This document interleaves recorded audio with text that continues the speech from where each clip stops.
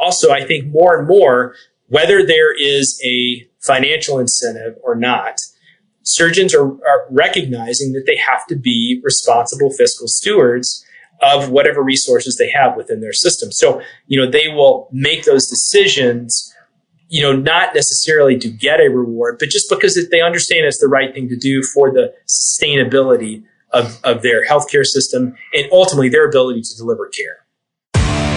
Without supplies, there's no surgery.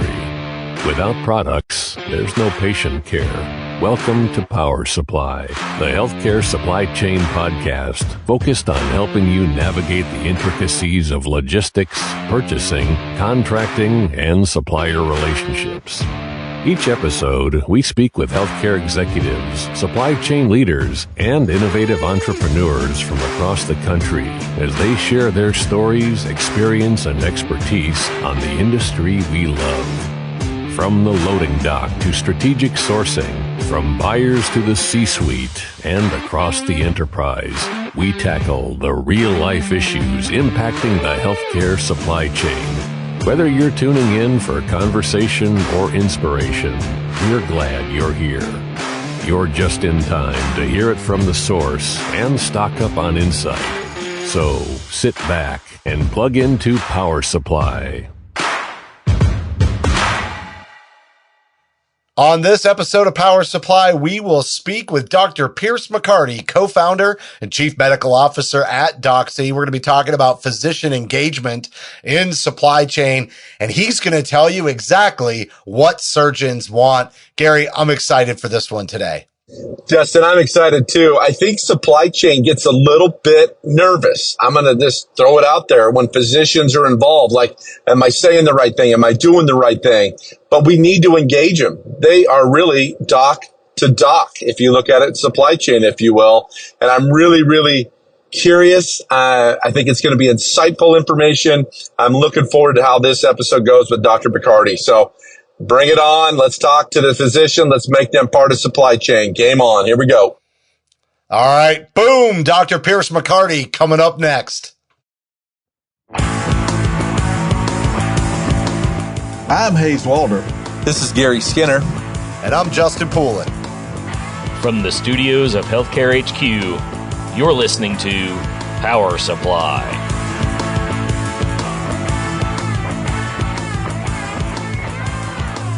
I am joined now by Dr. Pearce McCarty, co-founder and chief medical officer at Doxy, and we're going to be talking about physician engagement in supply chain. What do surgeons want? Dr. McCarty, you're here to tell us all about that and how you got interested in supply chain to begin with. So welcome to the podcast. Hey, thanks, Justin. I love what you guys do here. You guys highlight like the back office machine that really drives healthcare. And I love that. And it's so important. So thanks for having me. Super excited to be here. So why don't you tell everybody a little bit about your background, and then you and I sort of connected in the sports world a little bit when we first had a chance to speak. So I might derail this a little bit before we jump right into your involvement in supply chain, but just tell us about your professional background. Hey, I think that's great though. I mean, it's always fun to start out with a story, even if it's not highly relevant to supply chain. And so, yeah, I think what you're referring to is in kind of a different part of my career. I spent 13 years as a team surgeon for the Minnesota Twins Major League Baseball team. And that was a fantastic experience. And the leaders of that organization, the Pohlad family, Dave St. Peter, are just tremendous individuals and have built a phenomenal institution within the Twin Cities market. So it did give me a little bit of exposure to a variety of notables in the sports world. And, I think, there are a few different stories that I'll tell. I'm actually not going to tell a story around Major League Baseball, but I am going to share with you a story that has to do with one of the favorite sons of the Twin Cities, Kevin Garnett, who, as any sports fans listening to the podcast know, was not a Major League Baseball player. But that confusion is apropos because, this story has to do with maybe a case of mistaken identity. And so, I actually live out west of the cities and kind of in an area not too far away from where Kevin Garnett used to have a home. And so there was a small grocery store out where we live, and we would frequent. It was the kind of place you stop by after work to pick up a few essentials. And so I was doing that. You always knew if KG was in the grocery store because this is a small grocery store, like one really big room, right? And he was about 1.5 feet taller than all the shelves. So you could tell not only knew where he was in the store, not only that he was there. And so this day he was there. He was walking around picking up a few things, had his hoodie pulled up over his hat. And so he walks up to check out, and there's a young high school girl who's working the checkout. And he walks up and she kind of stops and looks up at him and kind of clearly is a little bit in awe. And I thought surely she's going to ask for an autograph or she's going to say something about that. She looks at him and she's kind of checking him out. She stops and she says, "Wow, you're really tall." And he kind of says, "Yeah." She says, "You must be an athlete." And he says, kind of looks back at me, and I'm standing behind him waiting to check out. And he says, "Yeah." She says, "Wow, what sport do you play?" So then he looks back at me again. He turns and looks at her and he says, "Soccer." And so she says, "You must be a really good soccer player." And he says, "Yep, not bad." Then scoops up his stuff and walks out. So anyway, that's well, it just ties to how I got my start in podcasting, which is why we connected on that. I started podcasting the year before the Boston Celtics traded for Kevin Garnett and then went on to win a championship. And I got credentialed access to the locker room as kind of part of my podcasting endeavors.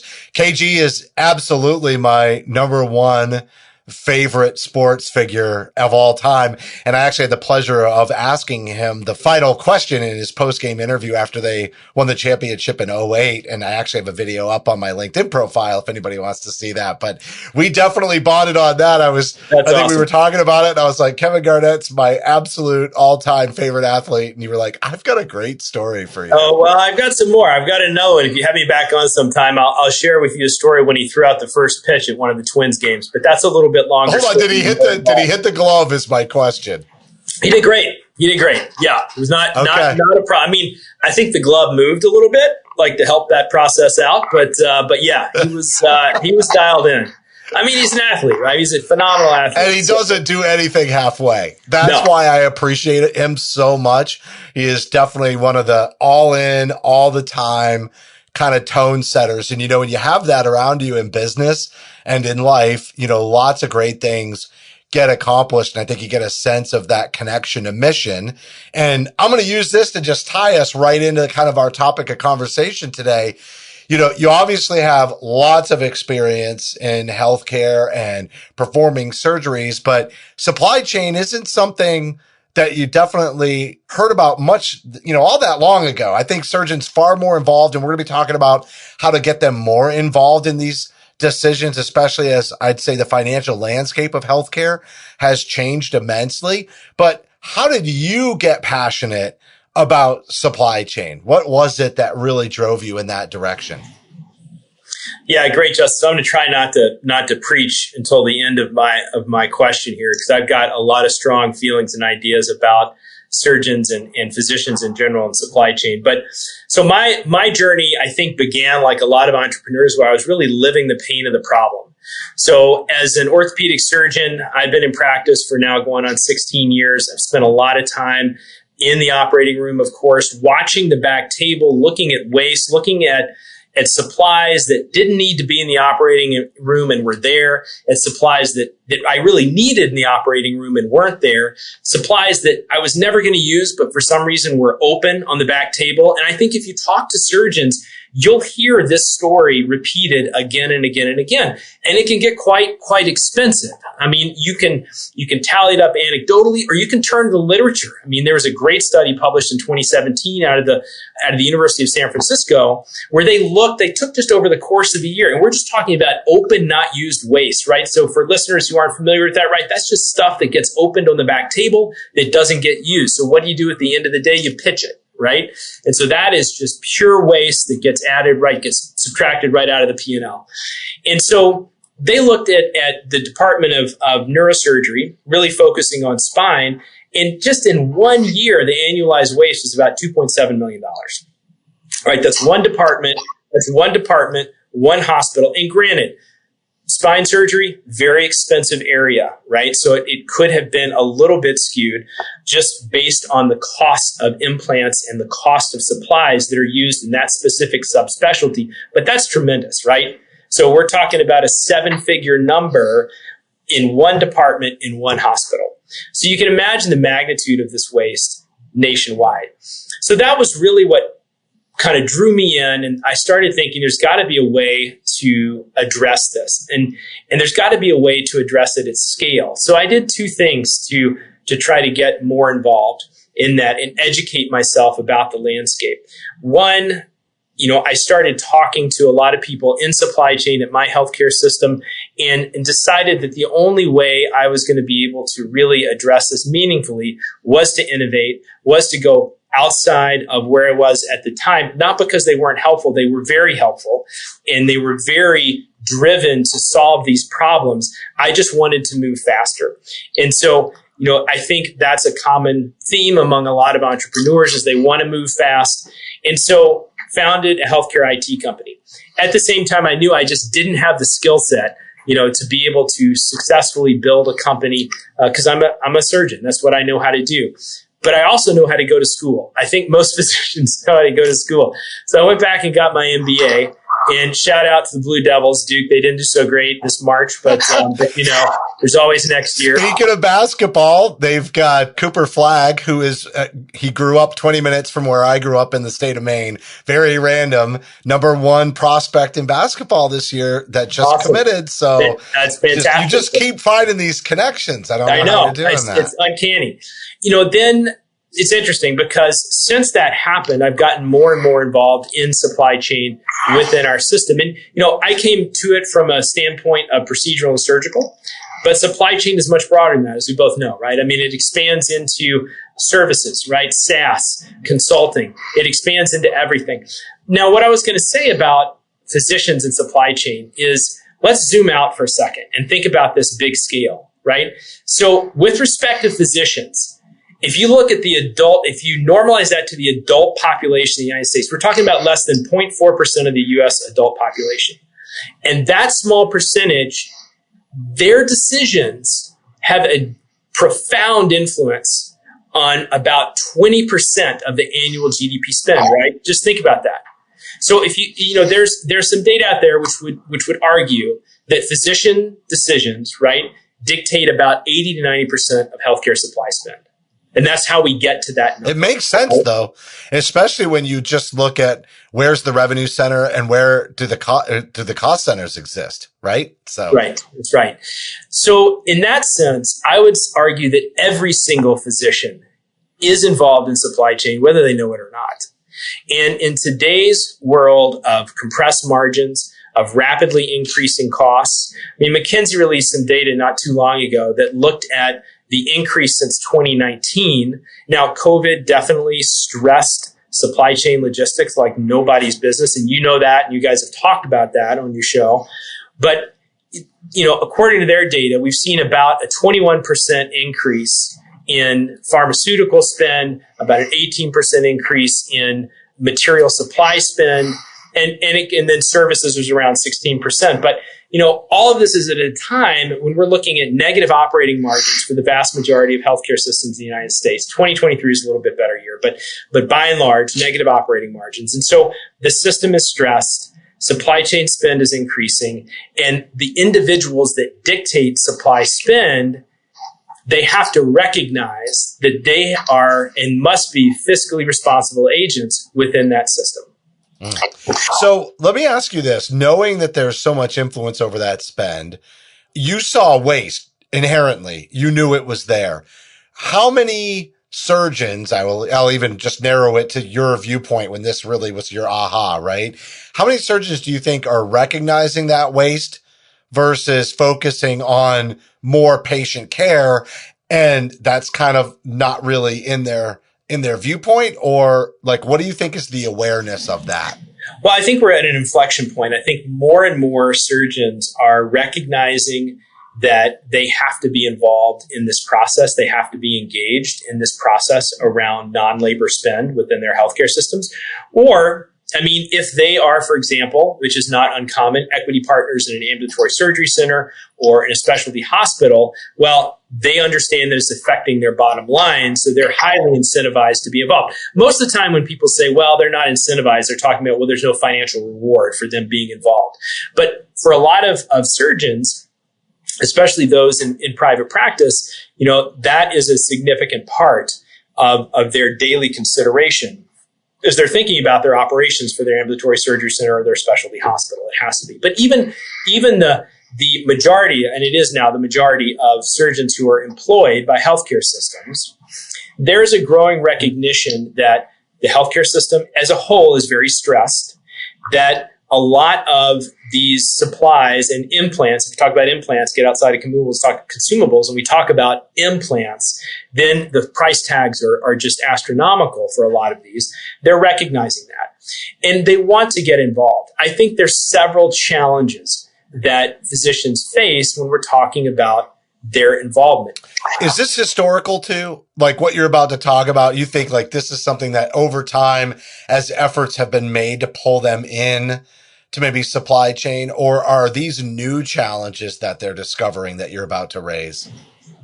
No, I think these are challenges that have existed for a long time, and in fact, we're actually worse historically than they are now because, for example, one of the challenges that we have is data integrity, supply chain data integrity. So how do you measure utilization? And then very closely related to that is data transparency. So if you can measure utilization accurately, how do you get that information out to physicians? And then the final is data format, right? And so by that, I mean, how do you get that high integrity measured utilization data out to physicians in a format that they understand and can consume, in a format that's intuitive? Like most physicians aren't going to go back and get their MBA, and thank God, because most of them need to be focused on what they decided to commit their lives to, which is taking care of patients and delivering the highest quality care possible. And so we can't expect them to focus on or understand this data in the same way that a data analyst would, or a financial analyst would. And so we have to curate this in some way, is what you're saying. You do. You have to curate it. Well, and curation also gets to data quantity. And so, earlier in my career, before I kind of had my aha moment around this, I think this is a common story for a lot of surgeons. If there were some sort of campaign within a healthcare system to address change, it was very labor intensive, and they would chase me down between cases and say, hey, Dr. McCarty, can you look at this spreadsheet? And I would say, maybe. I would say, okay. Maybe I was, and I really never wanted to look at it because I was thinking about, that next shoulder I was going to replace or the next whatever complex surgery I was going to do. And so it was never a good time. Or maybe they would catch me after the day was done when I was exhausted and really just, needed to catch up on charting or make some patient phone calls. So sometimes I would sit down, I would talk to them, and I would listen to this data, and it was always just so much data. And I would say, oh, okay, I'm trying to process it, and I'm listening to all these numbers that you're giving me, and I don't really know what some of them mean. And then, honestly, and we'll get to the last point, then at the end, they would just kind of say half the time, I would say, okay, so what do you need me to do? They say, oh, no, this is just an FYI. And I'd say, well, you just wasted my time. Like, I just sat here for 45 minutes talking about this. Like, what physicians do every day, all day, is make decisions. They make hard decisions. And so if you're feeding me a lot of data, I'm expecting it to be actionable. I want to make now a decision. Okay, I spent this time. You told me these things. So what do you want me to do to make a change now? And if the answer is, oh, no, I was just giving it to you to think about, you just wasted my time. I don't want to get involved. Is there a place to say something like, here's the data and we don't understand it?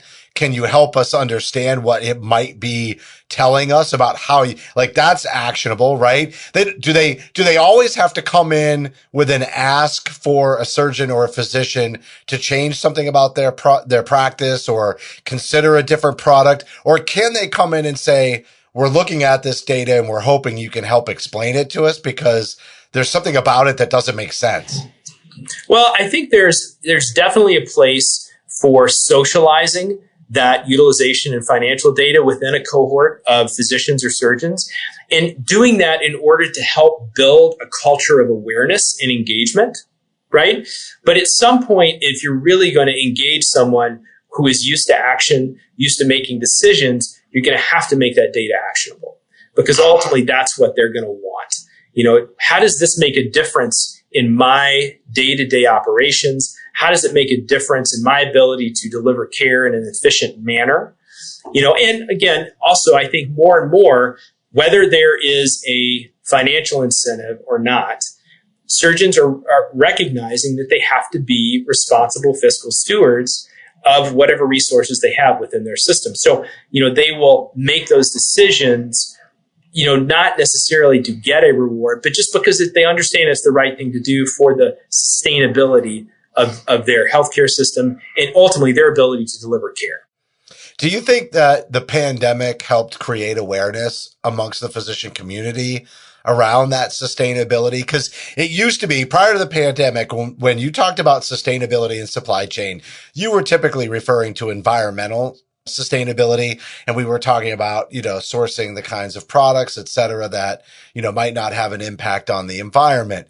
But now when we talk about it, it's like, how do we make sure that the people that live in our community get quality care in a reasonable timeline when they need it and not have to travel a significant distance to get it? So there's all these things that have come into that. Do you think that the financial pressures are what's driving the awareness for physicians? Or do you think that this was more of a move that came around the time that reimbursement began to change with the Accountable Care Act? I think there was a groundswell already from the Accountable Care Act. But I think that COVID, at least in my opinion and from what I've seen, COVID drove changes and created chaos and crises within the healthcare system at such a rate that you couldn't help but just kind of be, awestruck. And so it was impossible to ignore. And so to that extent, I think almost regardless of the theme you're talking about in healthcare, people will refer to COVID as an accelerator. It accelerated this, it accelerated that. And certainly I think it accelerated dramatically the awareness of the fragility of supply chain. Physicians all of a sudden just didn't have stuff. And it was like, well, we need to order more of that stuff. And the answer would be, there is no more of that stuff, right? You're really getting at the part of the root of my question, which was, did we become more aware of simply the logistics as a result of that? Or did we really become more aware of the logistics and how, those logistics outside of our hospital, right? Like third degree suppliers, raw materials, did that all of a sudden come into a physician's worldview and also the financial pressure that it applies? Or was it just simply having the products at the time to perform a procedure or deliver care? Yeah, I think it's the former, but it's always one of those questions of how long is that awareness going to stay in the consciousness of the majority of physicians, and probably not long, measured in a few years, because it's easy to regress to the mean. And so that's what tends to happen when you have even dramatic crises like COVID. However, there are always changes in how things function that persist. All right.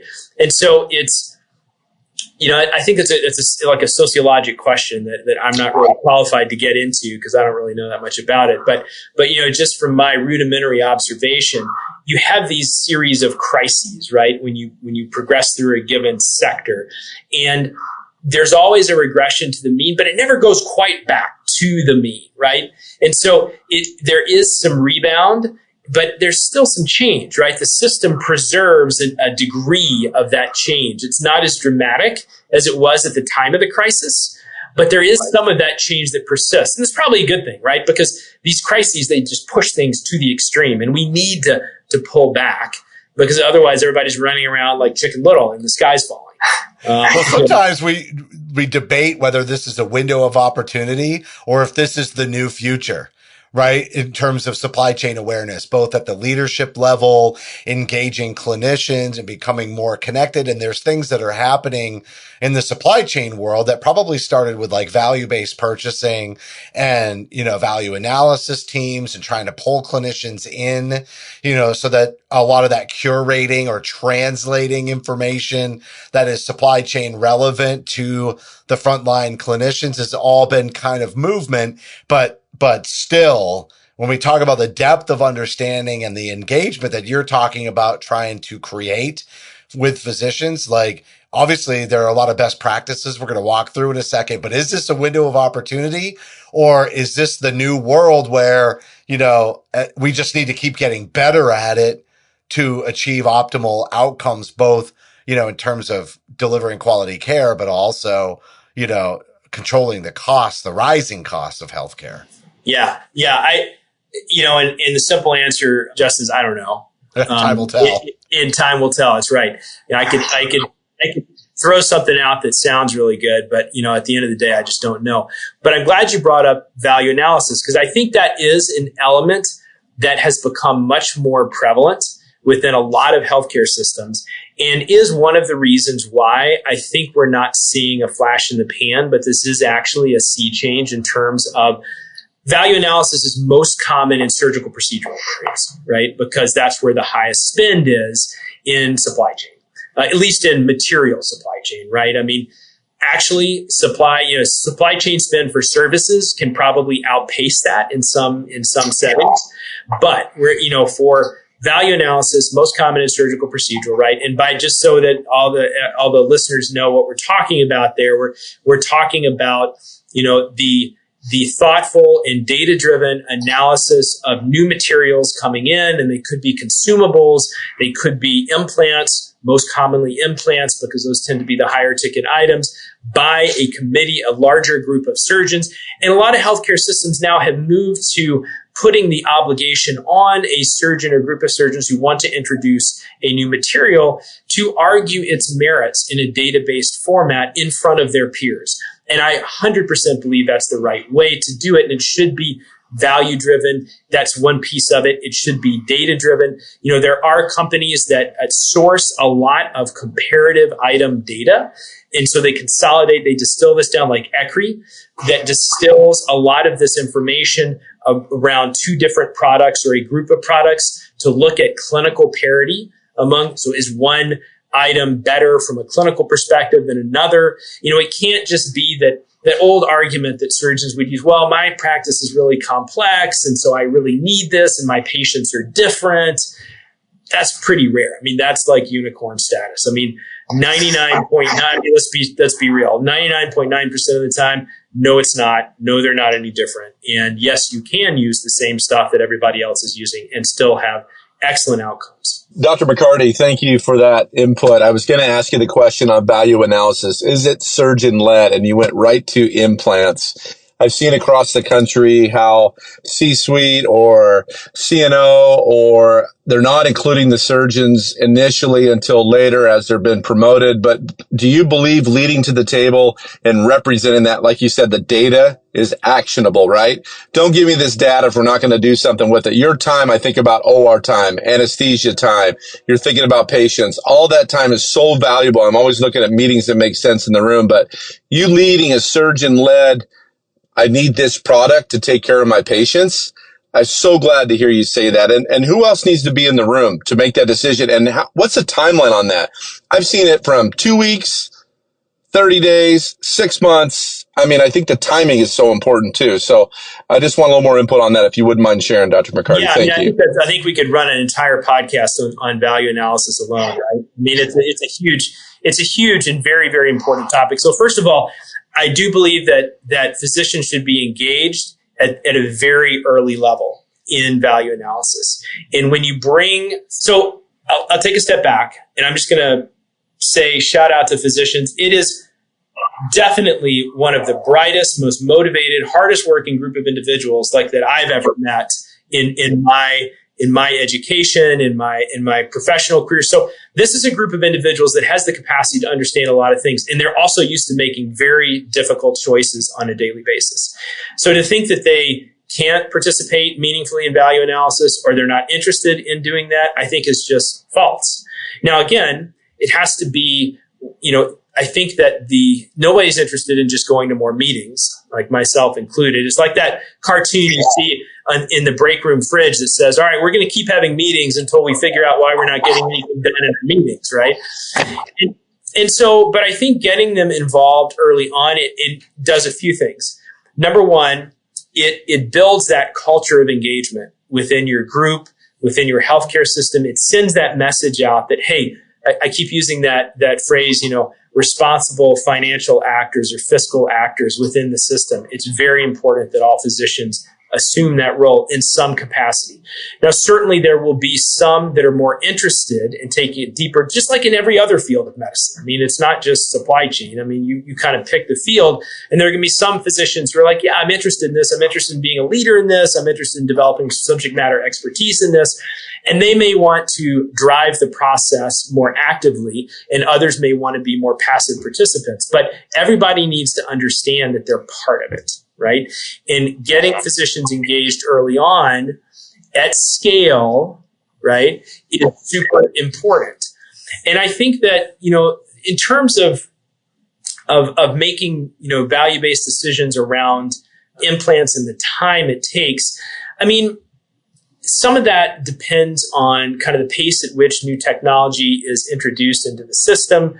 A lot of that's driven, by market forces outside of care delivery. So, our implant manufacturers of the world, right? They've got to drive their product development portfolio pipeline, and they're going to push that out via marketing, which may or may not be data-based, data-driven. And so that's another reason why I think value analysis that's data-driven is so important, because it helps cut through the hype that is often delivered via marketing-based campaigns from various implant manufacturers. So, Dr. McCarty, we're getting really, really close to the end of the interview here, but I know it goes by so fast. You had some best practices that I think you sprinkled in there, but I kind of want to reiterate some of these. And if you think we didn't cover one, I want you to bring it out. But what I'm really leading to is I feel like everybody in supply chain is being tasked with doing more with less.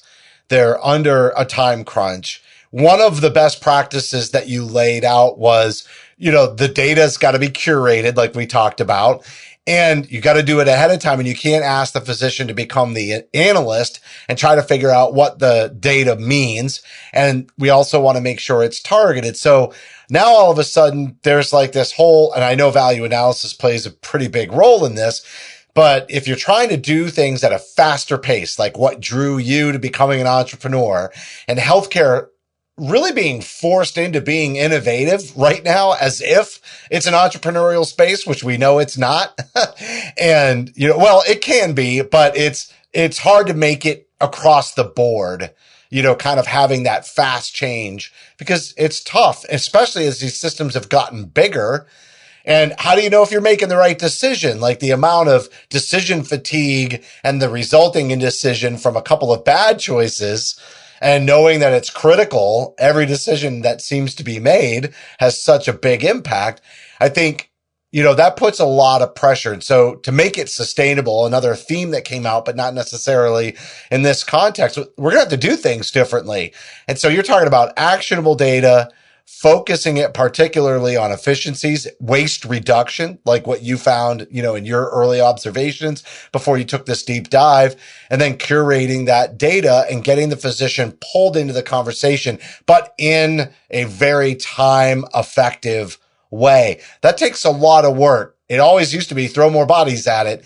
This isn't that scenario. So how do we make this sustainable? No, that's right. You can't just throw more bodies at it. No healthcare system has the budget to just throw more FTEs at this particular problem, even though it's a very expensive problem, right? So how do we get at that problem?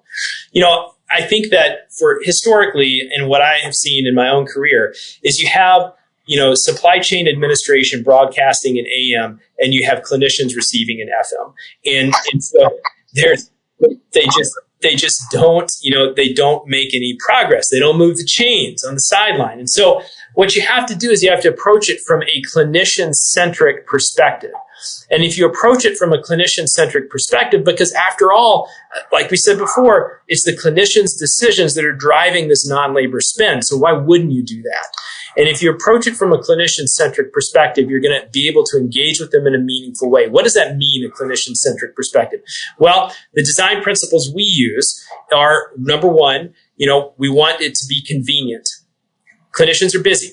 We're all busy, but spend some time with a surgeon and see if they ever sit down, right? I mean, like lunch is like a spoonful of peanut butter. And so they're busy. It has to be convenient. Number two, it does have to be curated, right? They want the data, but you have to give them what they need. You have to give them what they need, what is actually relevant to the decision you need them to make, which leads us to the third principle, which is actionable. And then you have to do all of this at scale, right? Yeah, and that's the part that with watching all of these health systems just keep getting bigger and the data sets getting bigger and then trying to then pull that data back down and make it relevant. I mean, yeah. How do you make that scalable? There may be a role for generative AI in that, right? Because then you can, generative AI and NLP, natural language processing, then you can actually go in and you can have someone who is not really a data analyst, really kind of ask intuitive questions around this data, and then have the queries performed, and then the data assimilated, analyzed, and presented back in natural language to that individual who can then present it to, the clinicians or whomever needs it. But I think the only thing that scales, or it's not the only thing that scales, but nothing scales that I know of like software, like digital platforms. Digital technology scales better than anything else, right? And so having a digital platform that allows you to do the things that we're talking about, and bonus, if it can also interface into contract compliance campaigns, right? Or it can feed, real-time or quasi-real-time demand signal based on accurately measured clinician utilization patterns, then supply chain can really start to get a concrete and accurate grip on what their non-labor spend is. And then in a proactive way, they can start to plan and they can optimize. Otherwise, it's just like, oh my God, we spent X amount of, $500 million on this and we didn't even know it. And we just realized that one fiscal cycle too late. And so now what are we going to do? Now we have to start, cutting here and cutting there. And cutting usually means we're cutting labor spend. So then people lose their jobs, and that's never a good thing. So I think, digital platforms that can scale and that allow you to present that data in a convenient way, in an intuitive way, in a curated way, and then make it actionable. And then you start getting some traction. It's funny, sometimes when you see the consulting work and the benchmarking, and then you start to compare it, and sometimes it gets misconstrued as, hey, you've got all these bodies and they're not actually producing, so you should cut the head count.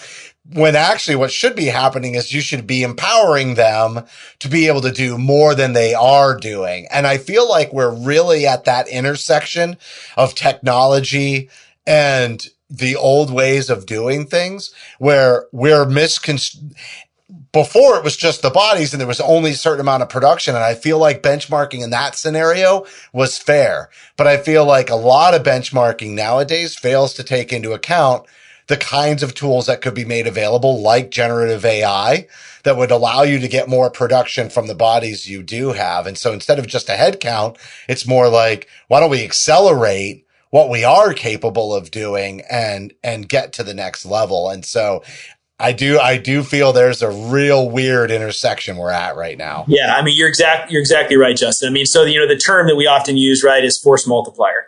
And in addition to being scalable, digital platforms are tremendous force multipliers for the efficiency of individuals, of humans, right?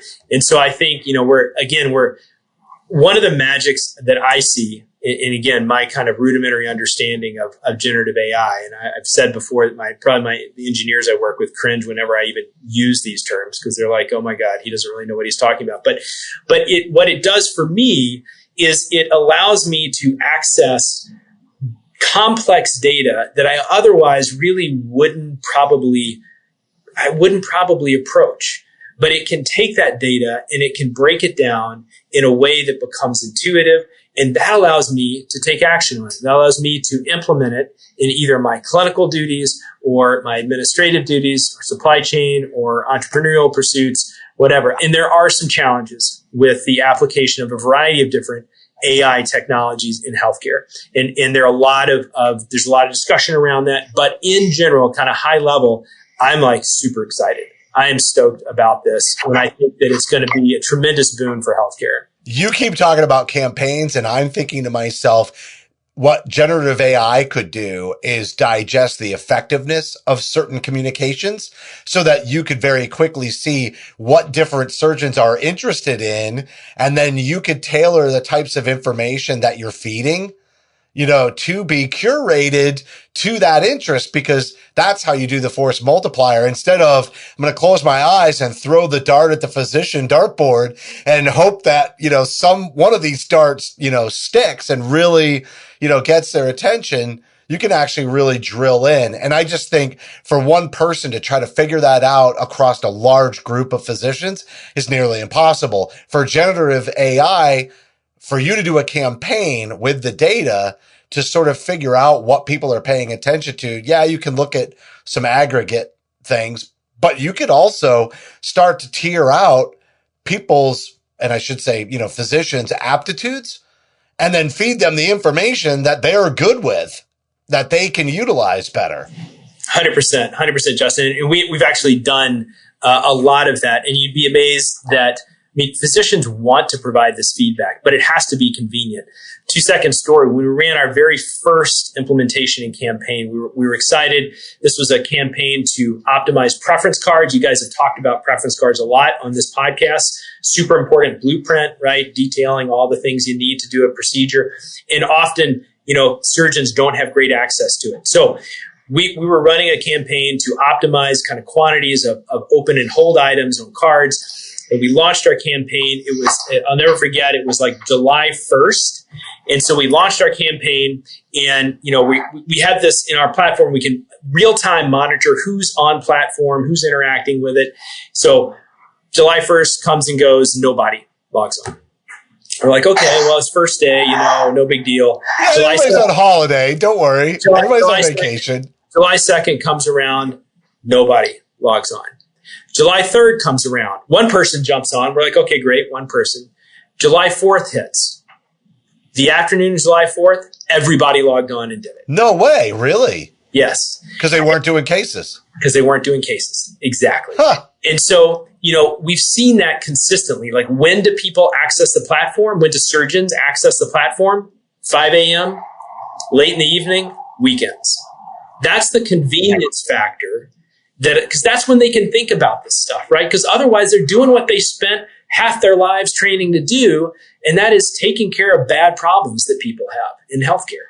But that they are eager to interact with this data, and they will provide feedback around this data. And often, we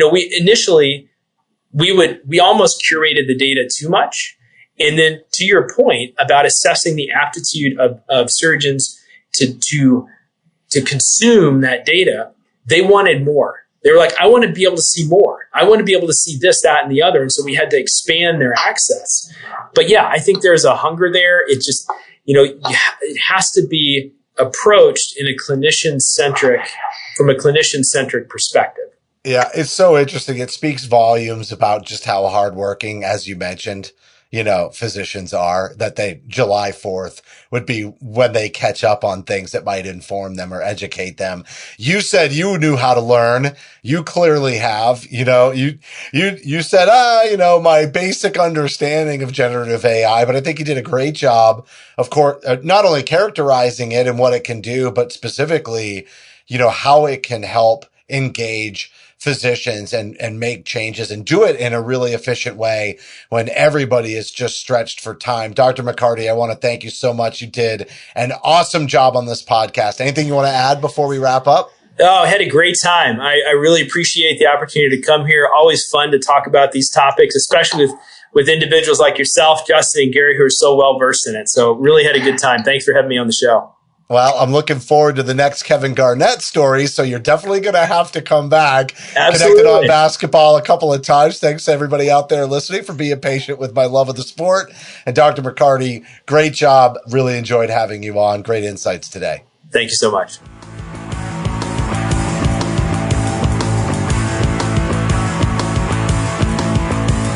That was Dr. Pearce McCarty, co-founder and chief medical officer at Doxy, and talking about how to engage surgeons. Give them what they want. They want data. They want it to be actionable, but they also don't want to spend a lot of time playing around with it.